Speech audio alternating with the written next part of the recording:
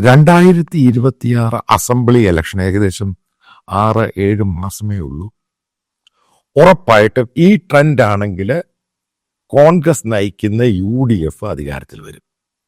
ഇതേപോലെ ട്രെൻഡ് നിലനിൽക്കുകയും ഇതേപോലെയുള്ള ഇലക്ഷൻ ഫാക്ടേഴ്സ് മുന്നോട്ട് വരികയും ചെയ്തു കഴിഞ്ഞാൽ, കാരണം ഇലക്ഷന് ഇഷ്യൂസ് വളരെ ഇമ്പോർട്ടൻ്റ് ആണ്, അത് മുന്നിൽ നിൽക്കുകയും ചെയ്തു കഴിഞ്ഞാൽ കോൺഗ്രസ് എന്ന് നയിക്കുന്ന പൊളിറ്റിക്കൽ പാർട്ടി കേരളത്തിൽ അധികാരത്തിൽ വരും.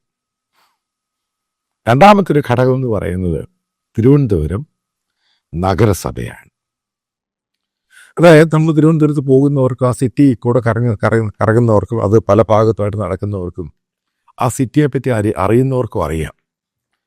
അത് ബേസിക്കലി ഒരു CPMന്റെ കോട്ടയാണ്.